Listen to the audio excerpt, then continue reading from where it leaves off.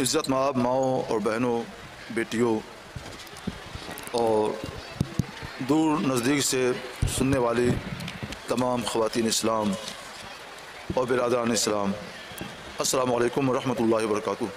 وعلیکم السلام ورحمۃ اللہ۔ نحمدہ ونصلی علی رسول الکریم، اما بعد، قال رسول اللہ صلی اللہ علیہ وسلم، طلب العلم فریضۃ علی کل مسلم و مسلمہ، رواہ الامام الاعظم ابو حنیفہ رضی اللہ تعالیٰ عنہ فی مسندہ، وروی عنہ صلی اللہ تعالیٰ علیہ وسلم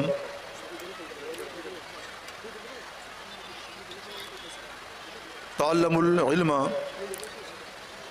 من المہد الی اللحد، صدق رسول اللہ صلی اللہ تعالیٰ علیہ وسلم۔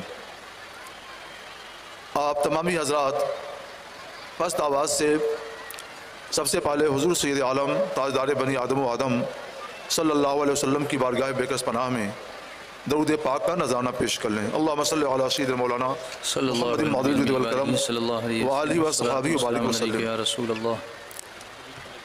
ماں کے لیے عالمہ ہونا اور علم شریعت پر عمل پیرا ہونا، سنت نبوی کے مطابق زندگی گزارنا، بلکہ سنت نبوی کے سانچے میں اپنے آپ کو ڈھال لینا، یہ بہت ہی ضروری اور بہت ہی اہم ہے، اور یہیں سے بہتر انسانی معاشرے کی تعمیر و تشکیل ہوتی ہے۔ ماں کی گود بچوں کی پہلی دانشگاہ ہے، پہلی درسگاہ ہے۔ بچے جو کچھ دیکھتے ہیں اسی کے مطابق وہ بنتے اور اپنے آپ کو ڈھالتے ہیں۔ ماں اچھی ہے، نیک ہے تو بچے نیک بنیں گے، ماں بری ہے تو بچے برے بنیں گے۔ ماں کا عمل سنت نبوی کے مطابق ہے تو بچے بھی سنت نبوی کے مطابق چلیں گے، اور ماں کا عمل سنت نبوی کے خلاف ہے تو بچے بھی سنت نبوی کے خلاف راستہ اپنائیں گے۔ وہ دیکھتے ہیں کہ اس کی ماں کیا کر رہی ہے، کیا کر رہی ہے، جو کہتی ہے اسے سنتے ہیں اور اپنے دماغ میں نقش کر لیتے ہیں، جو کرتی ہے اس کی نقل کرتے ہیں اور اسی کے مطابق اپنی زندگی کو ڈھالتے ہیں۔ ماں عالمہ ہے اور شریعت طاہرہ پر عمل بھی کرتی ہے تو بچے بھی اسی کا پیکر بنیں گے، اور ماں جاہلہ ہے اور کیسی بھی بیکار زندگی گزار لیتی ہے تو بچے بھی ایسی بیکار ہوں گے۔ جو بڑے بڑے علماء پیدا ہوئے تو اس کا ایک بہت بڑا سبب یہ ہے کہ ان کی مائیں عالمہ ہوا کرتی تھیں اور سنت نبوی پر عمل پیرا رہا کرتی تھیں۔ جب ماؤں نے اپنی یہ روش بدل دی، اپنے لیے کوئی بھی راستہ اختیار کر لیا، کہیں بھی چلے جانا، کسی بھی طور پر زندگی گزار لینا اور کسی بھی طور پر اپنے نفس کی تسکین دینا ان کے اندر آ گیا، تو پھر یہ ساری خرابیاں بچوں میں بھی در آئیں۔ جب بچے نافرمانی کرتے ہیں، ماں باپ کو ایذائیں پہنچاتے ہیں، تکلیفیں پہنچاتے ہیں، بات نہیں سنتے ہیں، تو مائیں آتی ہیں، باپ آتے ہیں کہ دعا کر دیجئے۔ ہم لوگ دعا کر دیتے ہیں، ہمارا تو کام ہی یہی ہے، لیکن دعا اسی وقت کارگر ہوتی ہے جب اس کے ساتھ شریعت نبوی پر عمل بھی ہو اور آپ سنت نبوی کے مطابق اپنی زندگی گزاریں۔ آپ نے تو سنت نبوی سے اپنے کو کنارہ کش کر لیا، شریعت طاہرہ کے راستے سے اپنے آپ کو الگ کر لیا، اور پھر یہ چاہتی ہیں کہ بچہ سنت کا پیکر بنے، اتباع شریعت کا نمونہ بنے، تو یہ بہت مشکل ہے۔ اللہ کا کرم ہو جائے تو شاذ و نادر کچھ اچھے لوگ پیدا ہو جاتے ہیں، لیکن زیادہ تر یہ ہوتا ہے کہ جیسا کچھ دیکھتے ہیں اپنی ماں کو ویسے ہی وہ بنتے ہیں اور اسی کے مطابق لوگوں کے سامنے اپنی زندگی کے نمونے پیش کرتے ہیں۔ یہی وجہ ہے کہ سنی دعوت اسلامی جو عالمگیر تحریک ہے اور دنیا کے بہت سے حصوں میں اس کی تحریک کے اثرات پائے جاتے ہیں اور مؤثر انداز میں یہ تحریک کام کر رہی ہے الحمدللہ۔ لوگوں کی اصلاح، ان کی سدھار، سنت نبوی کو عام کرنا، لوگوں کو سنت نبوی کے مطابق چلنے کی دعوت دینا، تو اسی مقصد کے لیے یہ بس قائم کی جاتی ہے تاکہ آپ دین کی باتیں سنیں اور سیکھیں، آپ کے جو بھی مسائل ہوں اسے بھیجیں، उसे सुना जाएगा और जो कुछ भी शरीयत नबवी के से उसका हुक्म होगा उसको इंशाअल्लाह ताला पेश करने की सआदत हासिल की जाएगी। ये दरसगाह है, ये सवालों जवाब की बज़्म ये दरसगाह है। इसमें आपको दीन के अहकाम सिखाए जाएंगे, सरकार की सुन्नत बताई जाएगी, शरीयत के तरीक़े बताए जाएंगे। इन बातों को सुने और उन तरीक़ों पर अब से आप चलें, अपने बच्चों को चलाएं, अपनी बच्चियों को चलाएं, तो इंशाअल्लाह अब भी हमारा मुआशरा एक बेहतर मुआशरा बन सकता है। याद रखिए कि मुआशरा आपके किरदार से तश्कील पाता है, आपकी चाल चलन से तश्कील पाता है, आपके अच्छे बुरे अखलाक से तश्कील पाता है। जैसा आप करेंगे वैसे ही समाज होगा, वैसे ही मुआशरा होगा। इसलिए आप अपने को बेहतर बनाइए, आपकी जो भी बातें हों उन्हें पेश कीजिए, इंशाअल्लाह आपकी बातें सुनी जाएंगी। जो बातें आ चुकी हैं उसे हम सुनते हैं। एक बार फिर दरूद पाक अल्लाहुम्मा सल्ली अला सय्यिदिना मौलाना मुहम्मद मौलूद वल करम व आलिहि व अस्हाबिहि व सल्लम। सलातु व सलाम अलैका या सय्यदी या रसूल अल्लाह। एक इंटरेस्टिंग सवाल एक खातून ने पूछा है अभी। वो लिखती हैं कि मैं जिस रूम में रहती हूँ तो जो ज़मीन के नीचे वाटर टैंक है, पानी का टैंक है जिसमें पानी जमा होता है, और मैं उसी पर मुसल्ला बिछा के नमाज़ पढ़ती हूँ, तो इससे कोई नमाज में हरज तो नहीं होगा? वाटर टैंक है ना? हाँ, नीचे वाटर टैंक है पानी। कोई बात नहीं है, पानी तो पाक है और पाक करने वाला है। पानी पे आपने मसल्ला नहीं बिछाया है, पानी के ऊपर कोई छत है टैंक की जी, और उस पर आप मसल्ला बिछा के नमाज़ पढ़ रही हैं, तो आपकी नमाज सही है, दुरुस्त है, बहुत अच्छी है, कोई बात नहीं। अच्छा, एक और सवाल आया है। वो कहती हैं कि मेरे शौहर हराम गाने सुनते हैं, क्या इसकी वजह से हमारे ईमान पे असर पड़ता है? क्या इससे कुफ्र होता है? क्या इससे हमारा निकाह टूटता है? वो गाना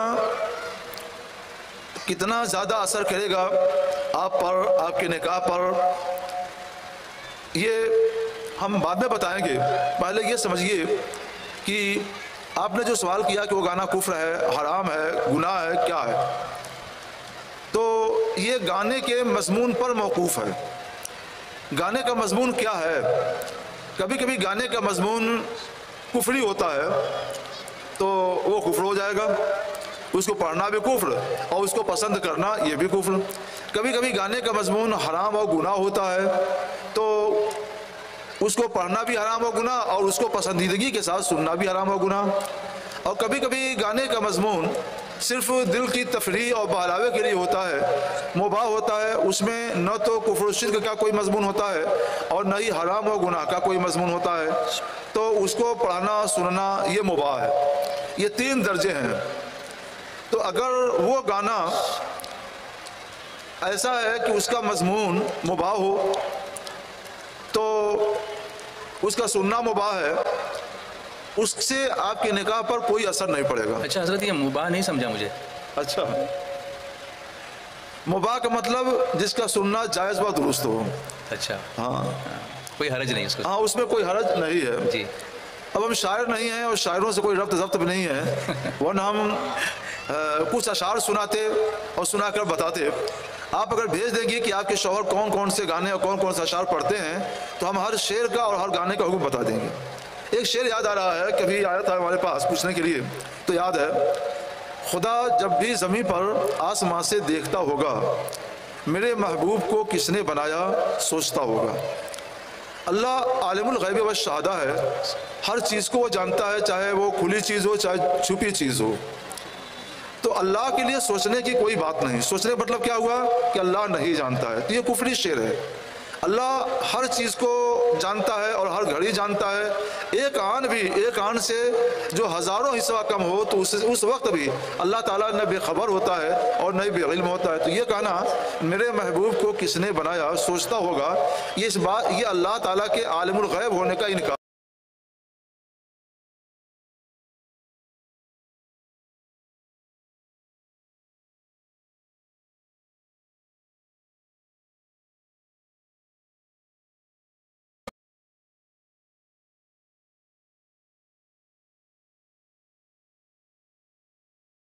देखने की रहमत उसमें होती है, उनसे मुआशरे की रहमत होती है, तो ये हराम व गुनाह है, ये कुफ्र नहीं है। और जिसमें वो बात भी ना हो जो पहले बयान की, ये दूसरी वाली बात भी ना हो, दोनों से पाक हो, तो वो गाना जायज़ है। गाना है तो बचना चाहिए, ये अच्छी बात है, लेकिन ये कि वो जायज़ है, मुबाह है, जायज़ है, यानी उसके पढ़ने में न गुनाह है और न ही कुफ्र है, कोई وہ جائز ہے۔ تو اب ہر ایک کو سنیے، اگر گانا کا شعر یا گانا کے اشعار جائز اور مباح ہیں تو ان کے پڑھنے سے اور ان کے سننے سے نکاح پر کوئی آنچ نہیں آئے گی، کوئی اثر نہیں آئے گا، آپ کا نکاح بہت خراب ہے۔ اگر دوسرے نمبر کا شعر ہے یا اشعار ہے کہ جن کی وجہ سے اجنبی لڑکیوں یا عورتوں سے عشق بازی کی رغبت ہوتی ہے، اخلاق خراب ہوتے ہیں، تو ان کو پڑھنا حرام ہے اور گناہ ہے۔ یہ آدمی پڑھتے پڑھتے کبھی دوسری عورتوں اور لڑکیوں کی طرف بھی راغب ہو جاتا ہے۔ اگر شوہر ایسا کوئی گانا پڑھے، کوئی شعر پڑھے تو اس کو منع کیجیے اور سمجھائیے۔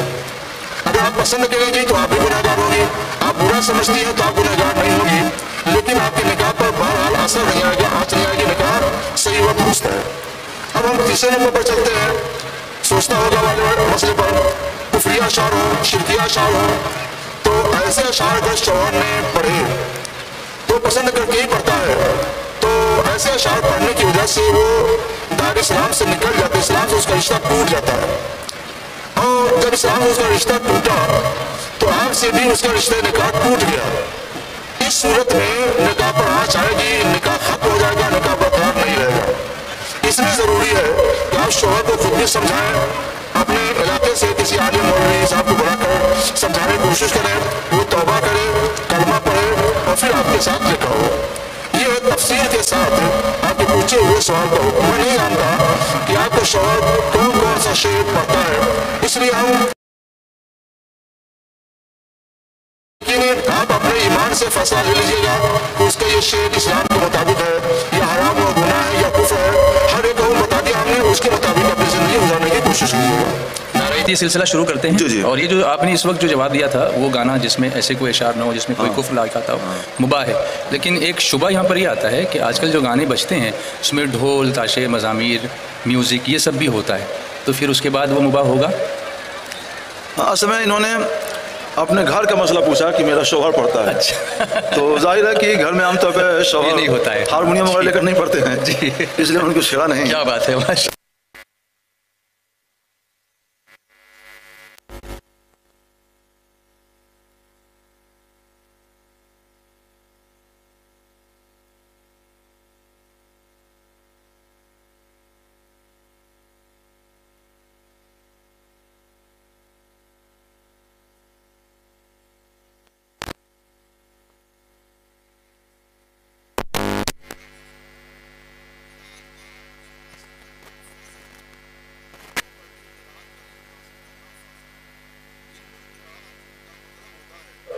قرآن پاک کو صحیح مخرج کے ساتھ اور ضروری صفات کے ساتھ تلاوت کرنا، پڑھنا، اور یہ کام صرف تنہا مکتب میں پڑھ کر نہیں ہو سکتا، اس کے لیے کسی قاری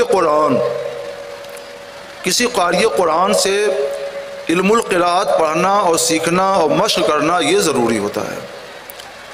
جیسے میڈیکل سائنس کا مسئلہ ہے، کوئی علاج کرنا چاہتا ہے یا آپریشن کرنا چاہتا ہے تو اس کو سیکھنا پڑتا ہے، مشق کرے اور سیکھے تب کچھ کرے۔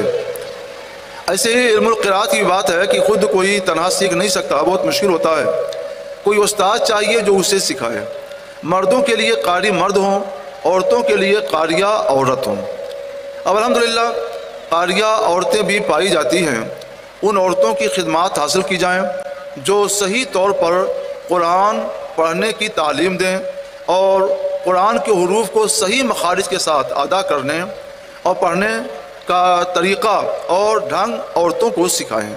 یہ مردوں کے لیے بھی ضروری اور عورتوں کے لیے بھی ضروری ہے۔ اس میں کچھ حصہ واجب بھی ہے، کچھ حصہ سنت بھی ہے، اور بڑا حصہ اس کا بنیادی طور پر وہ فرض ہے۔ تو نماز میں جو تلاوت قرآن یا قراءت قرآن فرض ہے وہ یہی ہے کہ صحیح طور پر صحیح مخرج کے ساتھ قرآن پاک پڑھا جائے، اور احادیث نبویہ میں جو فضیلت آئی ہے کہ جو تلاوت قرآن کرتا ہے تو اس پر اللہ کی رحمت نازل ہوتی ہے، رحمت کے فرشتے وہاں اترتے ہیں، سکون قلب اترتا ہے، اور اس کی قبر کے ارد گرد فرشتے یا کوئی فرشتہ حاضر ہوتا ہے۔ قیامت کے دن وہ سورہ اس کے لیے سائبان بن جائے گی، بدلی بن جائے گی، اڑتے ہوئے پرندوں کے سب بن جائے گی وغیرہ وغیرہ، اپنے گھر والوں کی شفاعت کر کے بخشوائے گا، اور اپنے بہت سے اساتذہ اور دوسرے مومنوں کی شفاعت کر کے بخشوائے گا۔ یہ جتنی بھی فضیلتیں آئی ہیں ان تمام فضیلتوں کا تعلق قرآن پاک کو صحیح قرأت کے ساتھ پڑھنے سے ہے۔ نماز میں قرآن پاک پڑھنا فرض ہے کہ اگر نہ پڑھے تو نماز ہی صحیح نہیں ہوگی، چاہے فرض نماز ہو، چاہے نفل نماز ہو، چاہے واجب یا سنت نماز ہو۔ اس کا بھی تعلق اسی قرأت سے ہے، علم القراءت سے۔ صحیح طور پر قرآن پڑھیں۔ حدیث پاک میں ہے سرکار صلی اللہ علیہ وسلم نے فرمایا کہ تم میں سب سے افضل وہ ہے جو قرآن سیکھے اور سکھائے۔ تو قرآن سیکھنے اور سکھانے کا ادنا درجہ، پہلا درجہ یہی ہے۔ اس کے بعد اس سے اونچا دوسرا درجہ یہ ہے کہ قرآن پاک کو ترجمے کے ساتھ پڑھے اور سیکھے، اور اس سے بھی اونچا درجہ یہ ہے کہ قرآن پاک کو اس طور پر سیکھے کہ معنی مراد کو سمجھے اور اس کے احکام جو اس سے ثابت ہوتے ہیں اس کو بھی سمجھے، اور ضرورت پڑے تو اس کے احکام بھی قرآن پاک سے نکال سکے۔ تو یہ سب سے اعلیٰ اور اونچا درجہ ہے۔ یہ درجہ بڑے بڑے فقہا کو ملتا ہے۔ نیچے کا درجہ عربی پڑھنے والے جو اچھے اساتذہ اور طلبہ ہوتے ہیں ان کو مل جاتا ہے۔ یہ شریعت کی آسانی ہے کہ عام لوگوں پر نہ آخری درجہ فرض کیا نہ دوسرا درجہ فرض کیا، عام لوگوں پر صرف پہلا درجہ فرض کیا ہے کہ تجوید کے ساتھ اور صحیح مخارج کے ساتھ قرآن پاک کو پڑھو، کیونکہ دوسرا درجہ ہر شخص حاصل نہیں کر سکتا، اور جو تیسرا درجہ بہت ہی اونچا بہت ہی بلند پایا اس کو تو عام لوگ حاصل ہی نہیں کر سکتے۔ تو جو پہلا درجہ ہے اس پہلے درجے کو حاصل کرنے والے بھی لوگوں میں سب سے افضل ہیں اور سکھانے والے بھی لوگوں میں سب سے افضل ہیں۔ اس لیے آپ سب سے افضل بنیے، قرآن پاک کو صحیح طور پہ پڑھنا سیکھیے، اپنی نمازیں صحیح کیجیے اور اپنی زندگی کو صحیح بنائیے۔ ماشاءاللہ۔ اس کے لیے سنی دعوت اسلامی کی طرف سے معلمات کا انتظام بھی ہے، مختلف علاقوں میں ہمارے مکاتب بھی ہیں، خاتون معلمات اس کا درس دیتی ہیں، سینٹرز بھی قائم کیے گئے ہیں، اور کبھی کسی کو گھر پر جا کر پڑھانا ہو تو اس کا بھی انتظام کیا جا سکتا ہے۔ اس لیے رابطہ کریں۔ لا علمی کی وجہ سے شاید آپ کو یہ تشویش ہوگی کہ ہم پڑھیں تو کہاں پڑھیں، تو ایسا نہیں ہے۔ نہیں تو بہت بڑی بات ہے کہ ماشاءاللہ عالمی تحریک سنی دعوت اسلامی نے علم القراءت سے آپ کو آراستہ کرنے کے لیے، سنوارنے کے لیے پورا انتظام کر رکھا ہے، اور یہ بھی یہ پیشکش کر رہے ہیں کہ اگر کوئی چاہتا ہے کہ اسے گھر جا کوئی پڑھائے تو اس کے لیے بھی انتظام کیا جائے گا انشاءاللہ۔ آپ کنویں کے قریب تو آئیے، کنویں میں پانی بھرا ہوا ہے، انشاءاللہ آپ کو سیراب کرے گا، آپ آسودہ ہوں گے۔ ہاں، بمبئی میں خاص طور سے ہر علاقے میں ہمارے سینٹرز ہیں جہاں پر بہت اچھا آپ کے گھر کے مرد حضرات وہاں جا کر کے معلومات لے سکتے ہیں کہ یہ انتظام کہاں ہو سکتا ہے۔ وہ نہیں تو آن لائن کر سکتے ہیں، آن لائن بھی ہے، یہ تو بہت اچھا ہے ماشاءاللہ۔ جی، تو آپ کو نہ کہیں جانے کی ضرورت نہ کسی کو گھر آنے کی ضرورت، صحیح بات، آن لائن بھی انتظام، بلکہ کورسز چل رہے ہیں ماشاءاللہ۔ آپ لوگ کوشش کریں کہ جو آن لائن سلسلہ ہے نا اس سے آپ لوگ جڑ جائیں اور آن لائن قرآن پاک کو صحیح پڑھنے کی ضرور کوشش کریں۔ یہ فرض ہے، یہ فرض ترک ہو رہا ہے، اور آن لائن میں بڑی سہولتیں ہیں، آسانیاں ہیں۔ انشاءاللہ آن لائن نمبر بھی یہ عام کر دیا جائے گا انشاءاللہ، اور اس نمبر سے آپ لوگ رابطہ کر کے اس کو سیکھیے اور ضرور سیکھیے۔ یہ فرض ہے، فرض کو نہیں بھلایا جا سکتا، نہیں چھوڑا جا سکتا۔ جیسے زندگی بچانے کے لیے تھوڑا سا کھانا فرض ہے، ایسے ہی نمازوں کو بچانے کے لیے اور ایمان کو کامل بنانے کے لیے یہ علم القراءت، قرآن پاک پڑھنے کا صحیح علم حاصل کرنا یہ بھی فرض ضروری ہے۔ اچھا استاد، کسی خاتون نے یہ پوچھا ہے کہ ہمارے یہاں یہ مشہور ہے عورتوں میں کہ غسل کرتے وقت تشہد یعنی کلمہ شہادت پڑھنا وغیرہ یہ ضروری ہے، اگر ایسا نہیں پڑھیں گے، کچھ دعائیں انہوں نے سیکھ رکھی ہیں، وہ دعائیں غسل کے وقت پڑھی جاتی ہیں، تو کیا یہ نہیں پڑھیں گے تو غسل نہیں ہوگا؟ یہ ان کو لگتا ہے۔ غسل خانے میں ذکر الہی کرنا منع ہے، دعا درود جس میں ذکر الہی ہے غسل خانے میں نہ کیا جائے۔ غسل خانے میں جانے سے پہلے آپ کو جو بھی دعا درود پڑھنا ہو پڑھ لیجئے۔ غسل خانہ میں جا کر کے آپ ذکر الہی اور دعا اور نعت ان سب کو تھوڑی دیر کے لیے موقوف کر دیں، اور اچھی طرح سے جو غسل کریں۔ غسل کا طریقہ کتابوں میں جو لکھا ہوا ہے ہمارے مبلغین بتاتے رہتے ہیں، اور انشاءاللہ آن لائن بھی بتایا جائے گا، یہاں بھی پوچھا جائے تو بتا دیا جائے گا۔ تو آپ غسل کا صحیح طریقہ سمجھ لیجئے اور اس کے مطابق غسل کیجئے، آپ کا فرض بھی ادا ہو جائے گا، سنت بھی ادا ہو جائے گی، اور وہاں پر کلمہ شہادت اور اس طرح کی چیز نہ پڑے جائے، کیونکہ وہ جگہ کچھ گندگی کی ہوتی ہے۔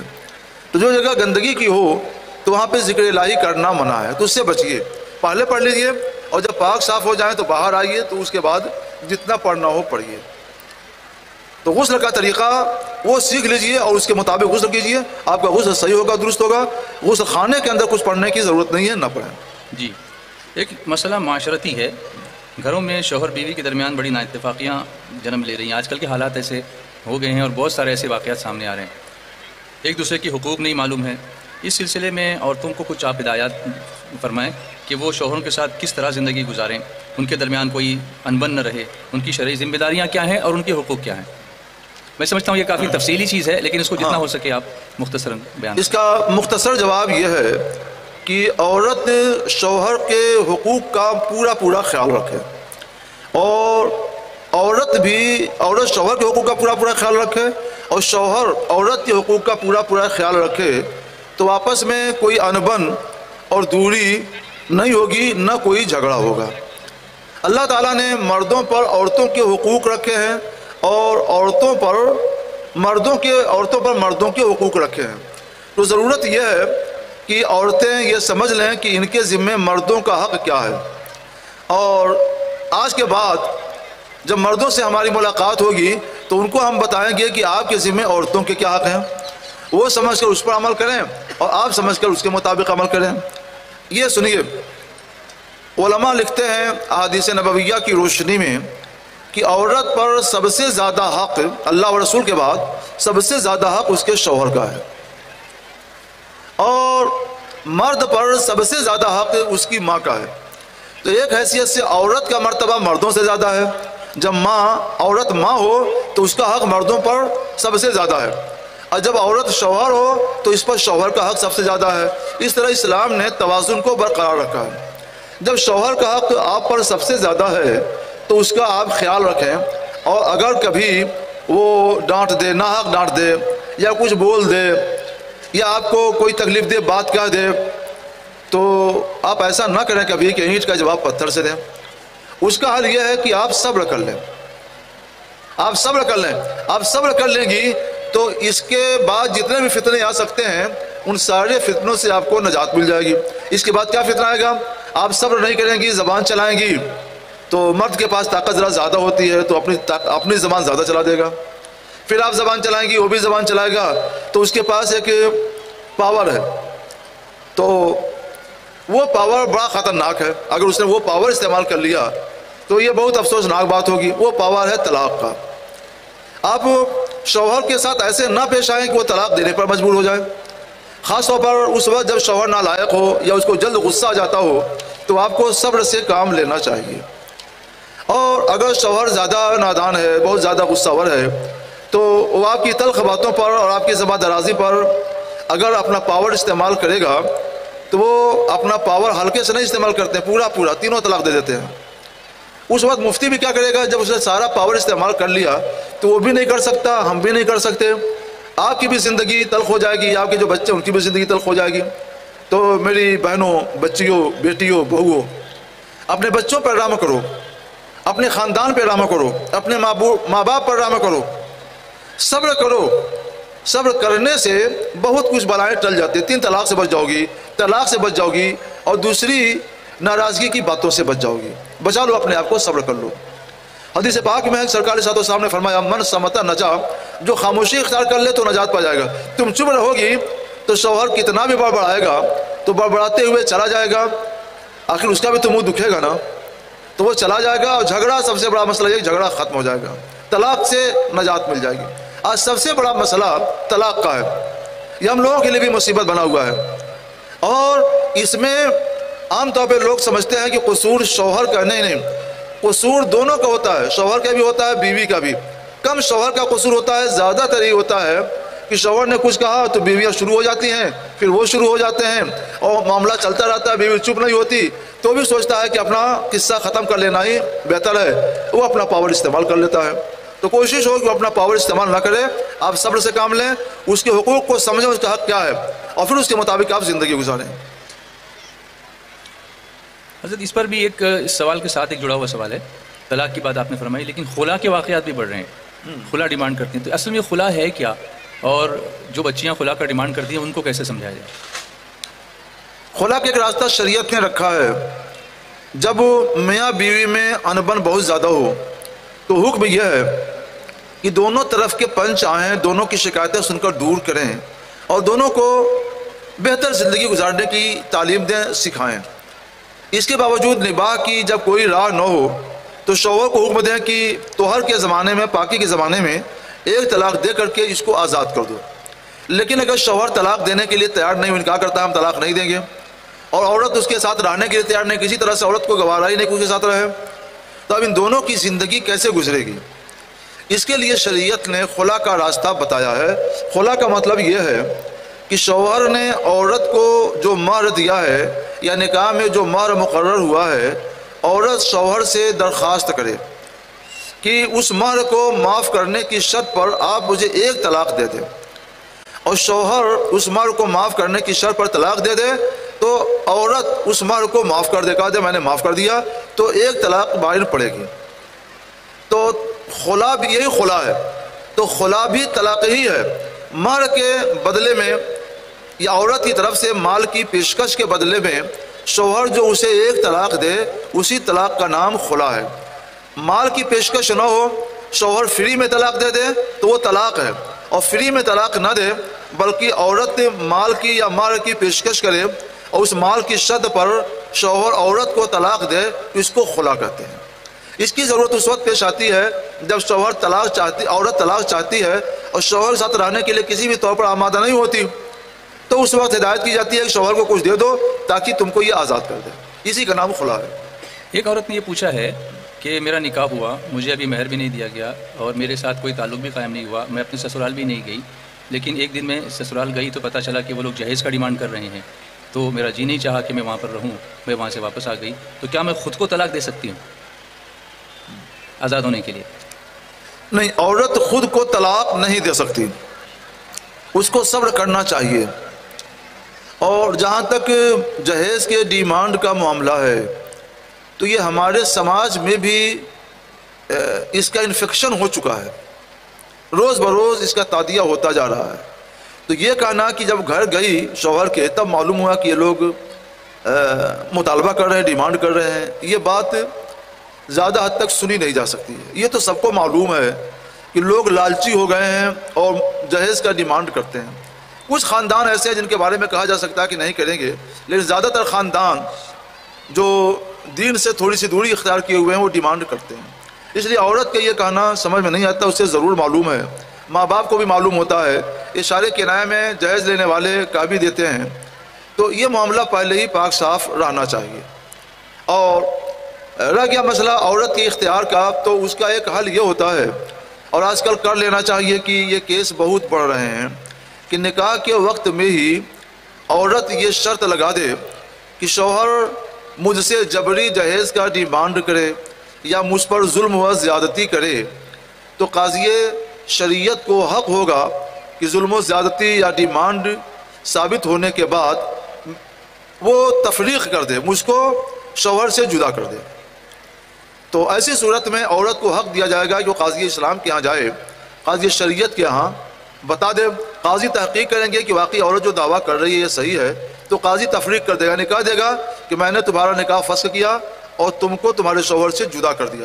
اب وہ عدت گزار کر کے جہاں چاہے نکاح کر لے، اور یہ بھی آزاد ہے جہاں چاہے نکاح کر لے۔ یہ ایک طریقہ ہے، اس طریقے کے مطابق تفریق ہو سکتی ہے، اور اس طریقے کے مطابق اب نکاح میں شرط لگا دینا چاہیے، کیونکہ ہمارے سامنے ایک نہیں بہت سے کیس آ رہے ہیں اور آ بھی چکے ہیں کہ جہاں جھگڑا ہوا، کچھ بات بڑھی، اور تو عورت کورٹ میں دعویٰ کر دیتی ہے جھوٹ، کبھی کچھ سچائی بھی ہوتی ہے اور زیادہ تر جھوٹ ہوتا ہے، کہ ہم کو جہیز کے لیے یہ پریشان کیا جاتا ہے، یہ تکلیف دی جاتی ہے، یہ ایزائیں دی جاتی ہیں، اور مار ڈالنے کے لیے بھی کہا جاتا ہے، وغیرہ وغیرہ، جتنا اس کو جھوٹ سمجھ میں آتا ہے سب لکھوا دیتی ہے۔ اس کے بعد وہ کیس نہ ایک لمبی مدت کے لیے چلتا رہتا ہے۔ تو اچھا، اب شوہر سے کہیے تو کیس ہو جانے کے بعد شوہر بھی ضد پر آمادہ ہو جاتے ہیں اور وہ طلاق نہیں دیتے ہیں، اور کورٹ بھی جلدی طلاق نہیں دلواتا ہے۔ اب یہ مقدمہ 4 سال 5 سال جب تک وہ چاہے چلتا رہتا ہے، اس کی بھی زندگی برباد اور اس کی بھی زندگی برباد۔ اس لیے آج یہ شرط لگا دینی ضروری ہے۔ شوہر طلاق نہیں دیتا ہے، عورت اس کے ساتھ رہنا نہیں چاہتی ہے، یہ شرط رہے گی تو ایک تیسرا شخص جو قاضی شریعت ہے وہ تحقیق کرے گا، تحقیق کرنے کے بعد ظلم ثابت ہوگا، جہیز کا مطالبہ ثابت ہوگا، تو وہ فوراً نکاح فسخ کر دے گا، تفریق کر دے گا، اور دونوں کی زندگی آسان ہو جائے گی. لیکن ابھی جو سوال میں نے پوچھا تھا اس صورت میں تو پہلے سے نکاح ہو چکا اور وہاں سے کوئی شرط نہیں لگی ہے, تو یہ تو خود کو اس طرح سے الگ نہیں کرا. اس میں عورت خود کو اپنے آپ کو طلاق بھی نہیں دے سکتی ہے, اور عام حالات میں قاضی شریعت کو بھی حق نہیں ملے گا. اگر شوہر عورت پر ظلم ڈھاتا ہے, مسلسل نان و نفقہ نہیں دیتا ہے, عورت کے پاس نہیں جاتا ہے, اسی زندگی کو معلق کر رکھا ہے, لٹکا رکھا ہے, تو اس صورت میں عورت کو یہ حق ہے کہ بغیر نکاح میں شرط کے بھی وہ قاضی شریعت کے پاس جائے, مقدمہ دار کرے اور قاضی تحقیق کر کے نکاح فسخ کر دے, تفریق کر دے. مگر دقت یہ ہے کہ آج جھوٹ کا بازار گرم ہو چکا ہے. جب قاضی تفتیش کرتا ہے تو شوہر کہتا ہے کہ نہیں یہ غلط کہتی ہے, میں اس کو رکھوں گا, رخصت کرائیے, میں اس کو اپنے ساتھ رکھوں گا, اچھی زندگی گزاروں گا, اس کے ساتھ اچھا برتاؤ کروں گا. اب قاضی کے پاس عورت کا دعویٰ ثابت ہی نہیں ہو پاتا, اس لیے قاضی کو فسخ نکاح کا حق نہیں مل پاتا. یہ دقت پیش آتی ہے. جی جی, اس کا لحاظ علماء کو بیٹھ کر کرنا چاہیے کہ جو بھی آسان راستہ اس کو اپنائے, اور سب سے آسان راستہ وہی ہے کہ نکاح کے اندر شرط لگائیں. اور ایسی حالت میں